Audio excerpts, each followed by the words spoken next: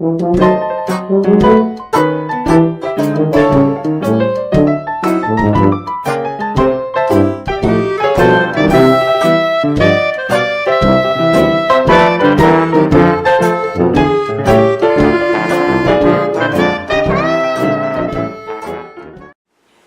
it's Grandmama. Time for another story from a Hometown Scrapbook by Ben Weatherwax. Bridges over the Wishkah. Hello there. We're getting ready for another milestone in our community. A milestone that can go right alongside the rise and fall of Grays Harbor City and Acosta, the plank road between Hoquiam and Aberdeen, the meeting at Cosmopolis of Isaac Stevenson and the Native American chiefs, or the launching of the steamer SS Aberdeen in World War I. We refer, of course, to the new Heron Street Bridge across the Wishkah River, the third bridge to span the river at that point in the history of the city. In one way, the story of the Heron Street Bridge is a story of Aberdeen, for it was where the bridge stands today, new and gay in its bright green paint, that the town began. It was from the boat landing that preceded even the first of the three structures that the city spread across the salt marshes and tide flats to become the modern city of today. There was the juncture of Heron Street and the Wishkah River in 1888, the year that Aberdeen became an incorporated city. The riverboats docked at a float located at the east end of the business street and disgorged their passengers. Newcomers stepped ashore who had just finished a long trip north from the Columbia River.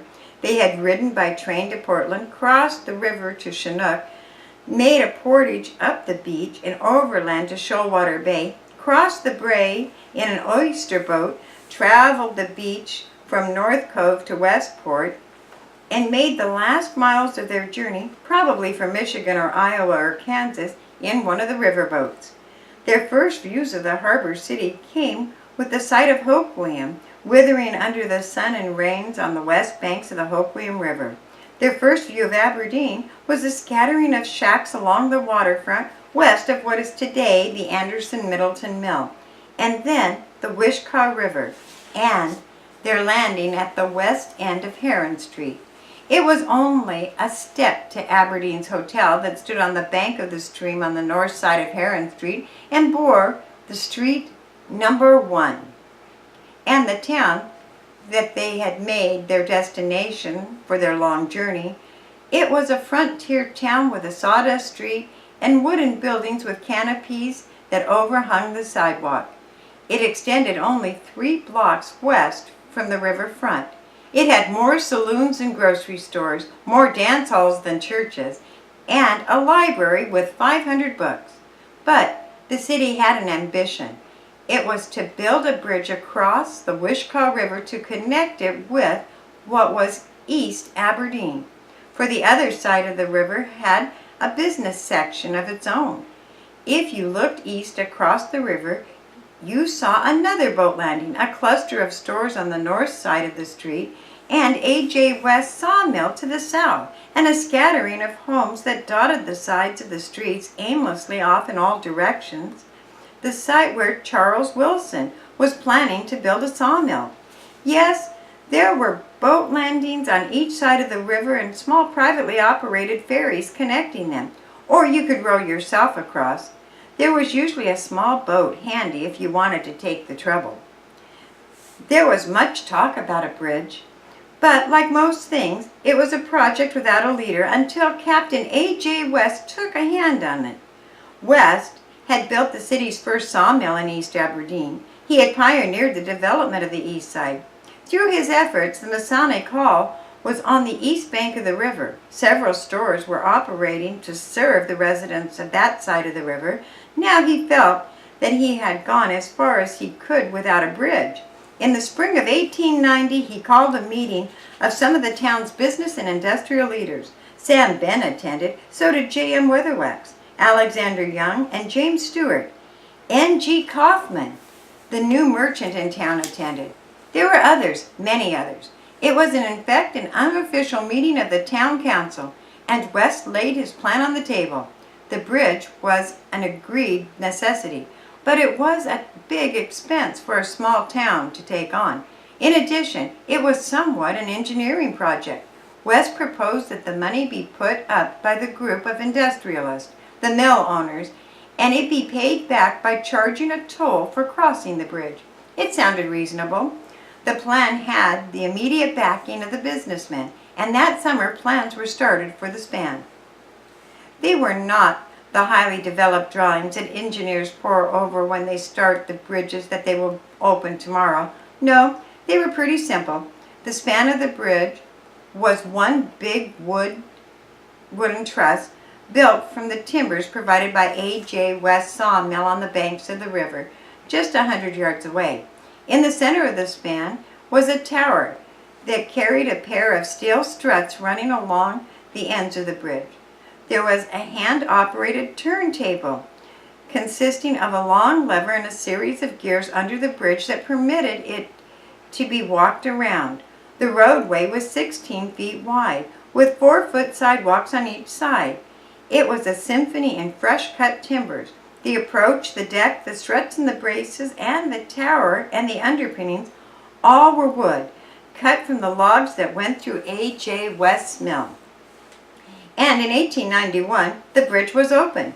The toll house on the west side of the span glowed all night with the dim light of a single electric globe during the day, and the tender stood at his door and solemnly smoked and leaned on a rail when the sun shone and looked down on the waters below or contemplated Heron Street stretching away either direction for growing blocks.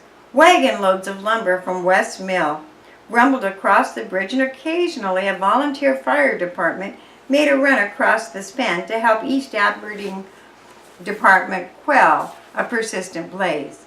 That was the Heron Street Bridge number 1. It was from the top of that old structure, from the tower, that Megaphone Johnson leapt one long ago 4th of July and covered himself with glory and to receive the platitudes of the city. The champion high diver of the world had been scheduled for a leap. For reasons known to the diver, he failed to appear, and with hundreds of visitors from other communities of the harbor looking on, the committee in charge of the town's 4th of July celebration searched frantically for a substitute. He was found in the person of Megaphone Johnson, a young lad who made a historic jump. The famous Doc Seth Maker duplicated the feat attired in a linen duster. It was through that ancient bridge, hand-turned for river traffic, that the tall-masted schooners of the 1890 passed to the American mill upriver, and the puffing tugs brought rafts of the first fir timbers ever logged. And for nearly 15 years, the bridge served the growing community. Then came 1905. The Aberdeen fire had swept the business district clean of wooden structures, and the town was rebuilding. The street railway system was being operated, with cars running between Hoquiam and Aberdeen and planning extensions of their service to Cosmopolis, B Street, Broadway, and North Hoquiam. The old bridge wouldn't carry the cars. Besides, it was requiring constant maintenance, and its load limit was restrictive. It had pretty well paid for itself in its toll-taking years, and now it was to be retired. A new steel span was planned, concrete and steel, with a mechanical system for swinging it. Again, the leadership in the erection of the new bridge was taken up by Captain A.J. West, the pioneer lumberman, and again he restored the toll system to pay for the cost of the structure. It was magic to behold when in 1905 it opened to the public with its car tracks, its huge concrete turntable, its steel framework. The citizens of Aberdeen thought that what they had built was permanent this time. Here was a bridge that would last forever. But after another 15 years, it had succumbed to the ravages of rumbling cars, the newfangled automobile, and an overload of traffic. The bridge was closed for repairs, and the river spanned the Wishkah by temporary pontoons composed of 2 scows lashed together with approaches from either bank. It was awkward and it was expensive, and it made the cities conscious that it had to grow and go, and it had an increasing need for a second bridge across the Wishkah River. That fall, the council had the problem all on its agenda, a second bridge at Wishkah Street. A.J. West, the pioneer who had led the community in providing two bridges, was gone. But Aberdeen had a city councilman who went directly to the point. He was A.J. Grant, and when the council became ensnarled in discussions as to the cost of a second bridge, the type of the structure and the method of financing and other details, Grant cut the red tape. Arising at the Wednesday night meeting, a third ward presentation scanned his colleagues and stated firmly, "Just now, cost and financing are not involved. What I want to know is whether the council favors the erection of a second bridge at Wishkah Street." It was the question that the town was waiting for an answer for business interest on Heron Street had fought the construction of a new bridge at Wishkah, although the town at large was demanding an end to a one-bridge system and had resorted to scows when the single span went out. Grant slowly, painfully, but deliberately extracted his answer from the council members individually.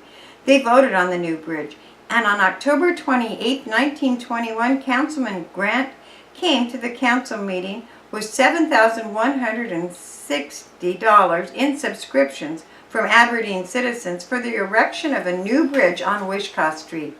The only stipulation was that the work had to be started in 3 months. K. Zalesko called the meeting the Wishkah Street property owners in City Hall. He started the contribution with $5,000. Oscar Smith, Aberdeen's dairyman, contributed $500, and Jim Marlett, the shoeman, $250. Walter Young offered $250, and by November 17th, the Wishkah Street property owners had raised another $10,000. The next spring, early, the Wishkah Street Bridge was started. For some years, there were 2 bridges across the Wishkah, but as the Depression years descended on the harbor, lack of funds made it impossible to maintain the older, the Heron Street Bridge. It was neglected, almost forgotten. It was closed much of the time, and when open was no longer dependable. The state assumed the responsibility for the Wishkah Street span, making it part of the highway system, and so the long, lean years moved across the calendar. Finally, about the time Uncle Sam was flexing his muscles for a scrape with the axis of evil, the old bridge was swung open and left to the mercy of rust and decay. It would never close again. Well, you know the rest. A few Heron Street men still asked for a bridge. A neighbor named Jake Vose harassed the city council on Wednesday nights, but the war came, steel was in short supply, then peace came, and the cost soared. City administrators threw their hands at the mention of the phrase Heron Street Bridge. This time, there was no A.J. West or A.J. Grant, but there was Jake Vose and a few others who were determined to put a bridge across the Wishkah at Heron Street. And traffic congestion at Wishkah helped them prove their point. Heron Street was fighting hard for what it once opposed, a second bridge across the river. And as the Wishkah had once proven, if you want a thing badly enough, it can be done. More than a year ago, the bridge was started. So the city dedicates its third bridge across the river at Heron Street, spanning the river, as the stories of Heron Street Bridge have spanned the city's life, a milestone in the community's progress, and incidentally, a page in our hometown scrapbook. Thanks for listening.